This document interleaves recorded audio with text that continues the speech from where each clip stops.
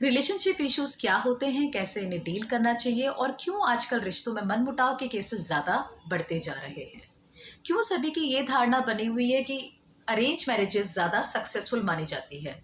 क्यों सभी का ये सोचना है कि लव मैरिजेस में ज़्यादा सेपरेशन के केसेस देखने को मिलते हैं। नमस्कार, शांति वेलनेस सेंटर से पूनम शर्मा स्वागत करती हूँ आप सभी का एक बार फिर मेरे चैनल पर। आज की इस वीडियो में हम बात करेंगे कि रिलेशनशिप इश्यूज को कैसे डील करना चाहिए। तो चलिए आगे बढ़ते हैं वीडियो में। मेरी पूरी कोशिश रहेगी कि मैं आपको थोड़ा सा रिलेशनशिप इश्यूज के ऊपर एक ऐसी मिस्ट्री आप सभी के सामने यहाँ पे पेश करूँ कि आप सभी को थोड़ी बहुत क्लियरिटी ज़रूर प्राप्त हो। मेरे सामने ऐसे केसेस बहुत देखने को मुझे मिलते हैं कि रिलेशनशिप इश्यूज के ऊपर मैं ज़्यादा क्वेरीज डील करती हूँ और मेरी पूरी कोशिश रहती है कि अगर मैं उन्हें कोई थेरेपी एडवाइस नहीं कर पाऊँ तो कम से कम मैं उनको मेंटल पीस ज़रूर प्रोवाइड करूँ। आज मैं आपको सबसे पहले एक छोटी सी बात बताऊंगी। कभी कभी कुछ बातें ऐसी होती हैं जो हमारे सामने गलत तरीके से पहुंचाई जाती हैं। सपोज वाइफ वेट करती है अपने हस्बैंड के आने का, ऑफिस से आने का, लेकिन ना तो उसके हस्बैंड का कॉल आता है ना ही उसके हस्बैंड टाइम से आते हैं। बट कुछ ऐसी बात उसके सामने पहुंचाई जाती है कि आपके हस्बैंड तो इस तरीके से वहाँ पे अपना टाइम स्पेंड कर रहे हैं। ये बात वाइफ को पहुंचाई गई है। हस्बैंड ने कोई उनको कॉल नहीं किया, कोई उनका कॉल पिक नहीं किया, कोई उनको रिवर्ट नहीं किया। बट वाइफ के माइंड में किसी ने ऑलरेडी ये चीज़ फीड कर दी कि उनके हस्बैंड कहीं और अपना टाइम स्पेंड कर रहे हैं। अब इस केसेस को कैसे डील करते हैं हम लोग, मैं आपको बताती हूँ। क्योंकि पहले देखिए, हम दोनों केसेस को देखते हैं, दोनों पार्टी की हम बातें सुनते हैं। पार्टी मतलब कि हस्बैंड की भी मैं बात सुनती हूँ और वाइफ की भी बात सुनती हूँ। उसके बाद हम किसी एक कंक्लूजन पे निकलते हैं। तो मैं आप सभी को यही कहना चाहूँगी कि जब तक आप दोनों की आपस में एक बात नहीं होती है, यानी कि आपकी क्लैरिटी आपस में होनी चाहिए। क्योंकि हो सकता है, मैंने इस केस को ऐसे ही डील किया था, हो सकता है अगर आपके हस्बैंड ने कोई आपको कॉल बैक नहीं किया तो वो किसी काम में बिजी हो। क्योंकि कभी कभी वर्कलोड इतना होता है ऑफिस में या फिर किसी भी काम में, हम जहाँ कहीं भी काम करते हैं, हम अपने आप को उस स्थिति में कंफर्टेबल महसूस नहीं करते हैं कि हम अपनी वाइफ का कॉल अटेंड करें या फिर अपने नियर और डियर वन का कॉल अटेंड करें, क्योंकि हमारे लिए हमारी वर्क प्रायोरिटी ज़्यादा देखी जाती है। तो उस केसेस में आपको मैं यही कहना चाहूँगी कि उन सभी को जो अपने रिश्तों में इन सभी समस्याओं से जूझते हैं और अपने आप को गलत मेंटालिटी के साथ एक फीडबैक बना लेते हैं कि नहीं ऐसा कुछ हो रहा था या फिर ऐसा कुछ होता है, सबसे पहले आपको बैठकर बात करनी चाहिए। किसी और से आपको बात नहीं करनी चाहिए। जैसे सपोज ऐसा होता है कि मैंने अपनी सिस्टर से बात कर ली या फिर मैंने अपनी मदर से बात कर लिया या फिर मैंने अपने ब्रदर से बात कर लिया कि ऐसा हो रहा है। उस केसेस में क्या होता है कि आपको एडवाइस सही नहीं मिलती है। मैं आपको बिल्कुल एक सही बात बता रही हूँ कि आपको एडवाइस सही नहीं मिलती है, क्योंकि कोई भी आपको ना एक सही डायरेक्शन नहीं दे सकता, कोई भी नहीं दे सकता, मैं भी नहीं दे सकती हूँ। मैं तो पूरी आपको कोशिश कर रही हूँ कि एक सार बताने की कि रिलेशनशिप इश्यूज क्या क्या होते हैं और कैसे उन्हें हमें डील करना चाहिए। इस केसेस में मैंने देखा है कि बात गलत तरीके से पहुंचाई जाती है, फीडबैक गलत मिलता है और यहाँ पे क्या होता है ना, स्टोरी एक डेवलप कर जाती है कि कुछ एक नेगेटिव थिंकिंग डेवलप हो जाती है, जबकि स्टोरी कुछ और होती है। तो जब आप बैठकर बात करते हैं तो उससे एक सल्यूशन निकलता है, बजाय इसकी कि आप किसी और से डिस्कस कर रहे हैं। तो किसी से भी अपनी पर्सनल जो भी बातें होती हैं उनको डिस्कस मत कीजिए जब तक आप खुद का एक कंफर्ट जोन अपनी वाइफ के साथ या फिर अपने हस्बैंड के साथ शेयर ना करें। दूसरा जो मैं टॉपिक ज़्यादा फेस करती हूँ वो ये होता है कि हम अपने अपने आप को बहुत टूटता हुआ फील करते हैं। कैसे टूटता हुआ फील करते हैं कि मेरी बात वो नहीं समझते, जब मैं उनकी बात समझती हूँ तो मेरी बात वो नहीं समझते हैं। ऐसे केसेस मैं बहुत देखती हूँ कि मैं सब कुछ करता जा रहा हूँ, मैं सारे काम करता हूँ, मैं पूरा घर का भार अपने ऊपर उठाता हूँ, बच्चों को भी देखता हूँ, सारी जिम्मेदारियां निभाता हूँ, सारा वर्कलोड मेरे ऊपर है। मैं कभी अपनी वाइफ को ये नहीं कहता हूँ कि आप ये करो, बट फिर भी वो मेरी बात नहीं सुनते और हमारे बीच में हमेशा एक जो लड़ाई का इशू होता है वो यही होता है कि तुम मुझे नहीं समझती हो। यही इशू मैंने बहुत देखा है कि रिश्तों में आजकल ज़्यादा बढ़ रहा है और फिर एक एंड तक दोनों ही अपने आप को सेपरेशन के लिए तैयार कर लेते हैं। सेपरेशन के लिए तैयार जब आप मेंटली हो जाते हो तो फिर आपको कोई नहीं रोक सकता, मैं भी नहीं रोक सकती और कोई भी काउंसलर आपको नहीं रोक सकता। तो इस टॉपिक से मैं आपको यही एक बात बताना चाहती हूँ कि चाहे कोई भी इश्यू हो, आप नहीं समझते हैं उसको, वो नहीं समझते हैं, तो वो ज़माना चलेगा कि हम यहाँ पे सोचते हैं और सामने वाला हमारी बात को सुन ले। इतनी भी इंट्यूशन आज तक किसी की डेवलप नहीं हुई है कि उसने कुछ बोला नहीं है और मैंने समझ लिया। हाँ, कुछ-कुछ केसेस में ऐसा होता है कि हम किसी के फ़ोन कॉल को एक्सपेक्ट कर रहे होते हैं और उसका फ़ोन आ जाता है। कहीं-कहीं टेलीपैथी मैच कर जाती है, पर सब केसेस में टेलीपैथी मैच नहीं करती है। तो अगर आप ऐसी सिचुएशन से अपने आप को फेस कर रहे हैं कि आपकी वाइफ़ आपकी बात नहीं समझ रही है या फिर आपके हस्बैंड आपकी बात नहीं समझ रहे हैं और ये लड़ाई का इश्यू बन रहा है, तो उस केसेस में आपको क्या करना चाहिए? बजाय इसके कि आप एक एक्सपेक्टेशन रखो कि सामने वाला आपकी बात समझे, आप खुद उनको अपनी बात बता दो कि मैं आपसे इस चीज़ की उम्मीद करती हूँ। और ज़रूर आप देखिएगा ऐसा होता है कि जब आप अपनी बातों को एक्सप्रेस करते हैं, खुलकर बोलते हैं, तो ज़रूर सामने से आपको सॉल्यूशन मिलता है। तो इस केसेस में भी आपको मैं यही एडवाइस करूँगी कि जब भी ऐसी स्थिति आप सभी के सामने आती है, तो बजाय इसके आप किसी और का गेट नॉक करें, यानी कि किसी और को आप अपनी बातें बताएँ या फिर डिस्कस करें।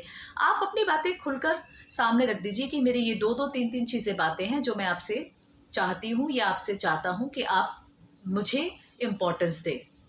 एक और तीसरा इश्यू जो मैं रिलेशनशिप इश्यूज़ में फ़ेस करती हूँ, जो मैंने देखा है, वो ये है कि ईगो लेवल बहुत बढ़ रहा है। ईगो लेवल किस सेंस में कि बात कुछ भी बोली जाती है, लेकिन सामने वाले को हर्ट कर जाती है, फिर चाहे वो हस्बैंड हो या वाइफ़ हो। आपने अगर किसी के सामने पब्लिकली कुछ भी बोल दिया, तो फिर आपकी खैर नहीं है। हस्बैंड भी यही होता है, मतलब कि हस्बैंड की भी सोच यही होती है कि मुझे कोई भी उँगली रेज़ ना करे। वाइफ़ की भी यही इंटेंशन होती है कि मुझे भी कोई उँगली रेज़ ना किया जाए। तो इस केसेस में मैं यही एडवाइस करूँगी कि बजाय इसके कि पब्लिकली आप अपने हस्बैंड को या फिर अपनी वाइफ़ को कुछ ऐसे आप शब्द बोलें, इससे अच्छा है कि आप घर की चारदीवारी के अंदर अपने केसेस को सुलझाएँ और उनसे कुछ अपनी बातें करें।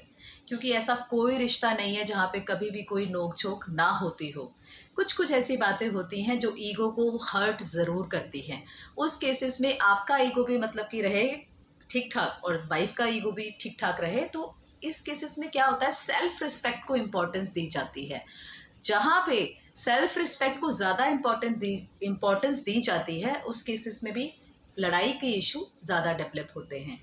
तो सामने वाले की भी सेल्फ रिस्पेक्ट को आपको सम्मान देना चाहिए और अपनी सेल्फ रिस्पेक्ट को भी आपने एक्सप्रेस करके रखना चाहिए। तो कुछ केसेस में घर के अंदर ही बातों को सॉल्व करना चाहिए।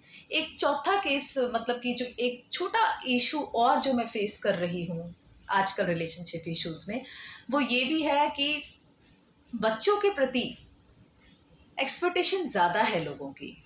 कुछ-कुछ केसेस में जो झगड़े का इश्यू होता है, वो यही होता है कि बच्चे हमारी बात नहीं सुनते हैं या फिर बच्चों को मैं चाहती हूँ कि फुल अटेंशन दी जाए और सामने वाले यानी कि वाइफ़ को लगता है कि मेरे हस्बैंड बच्चों को नहीं देख रहे हैं और हस्बैंड को तो लगता है कि मैं सारे काम कर रहा हूँ, मैं बच्चों को क्यों नहीं देख रहा हूँ, मैं बच्चों को अच्छी एजुकेशन प्रोवाइड करा रहा हूँ, मैं अपना काम भी कर रहा हूँ। तो एक्सपेक्टेशन ज़्यादा बढ़ रही है, रिश्तों में एक्सपेक्टेशन बढ़ रही है।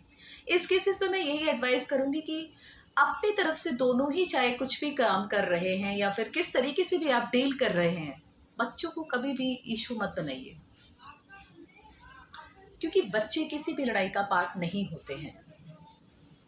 आपको तो आपकी रिस्पॉन्सिबिलिटी को निभाना ही है, चाहे आप कैसे भी निभाएँ। क्योंकि जब हम एक ज़िम्मेदारी उठाते हैं, हम शादी करते हैं, चाहे वो लव मैरिज हो या फिर अरेंज मैरिजेज़ हो, वो सभी रिस्पॉन्सिबिलिटी हमारे ऊपर थोपी नहीं जाती है।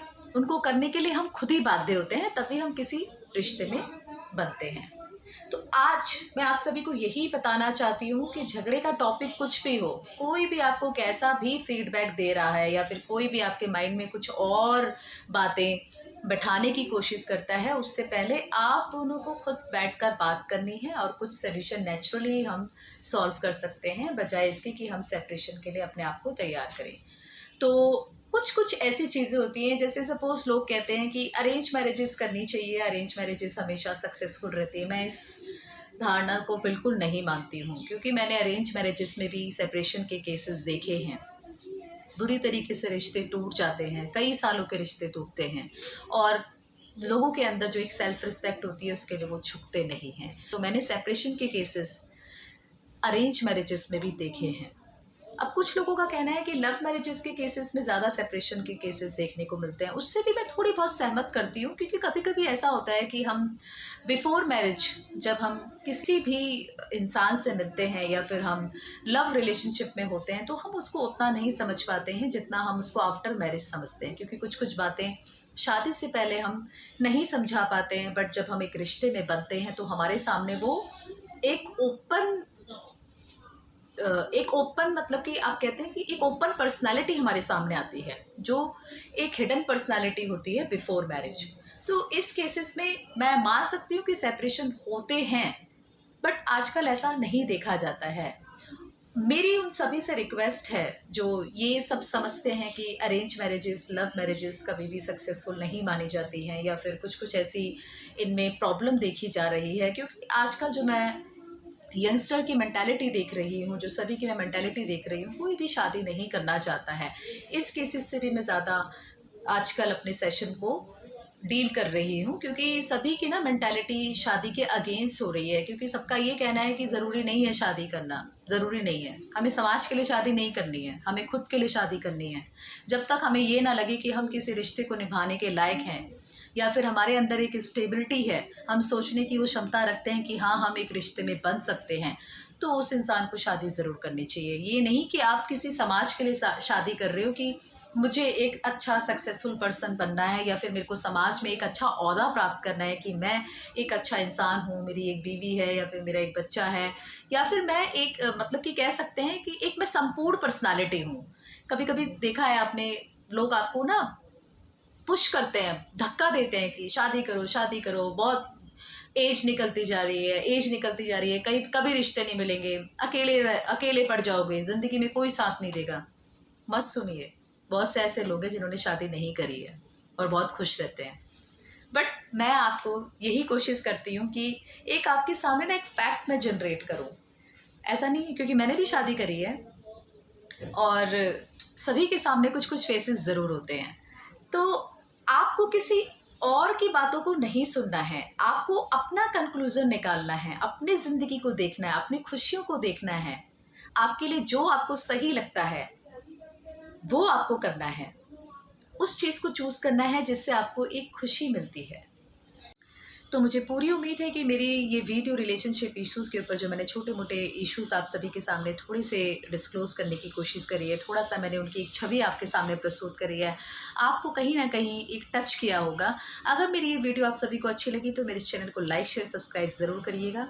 आप सभी का सपोर्ट मुझे बहुत अच्छा मिलता है, आप सभी की ब्लेसिंग्स मेरे साथ हैं और मुझे पूरी उम्मीद है कि आप सभी के लिए मैं अगर कुछ कर पाऊँ, चाहे मैं अपनी थेरेपी आपको वीडियोज़ के माध्यम से प्रोवाइड करूँ, मैं आप सभी की पूरी कोशिश करूँगी कि आपको एक ज़िंदगी में एक मेंटल पीस मैं ज़रूर प्रोवाइड करूँ अपनी इन थेरेपीज़ के माध्यम से।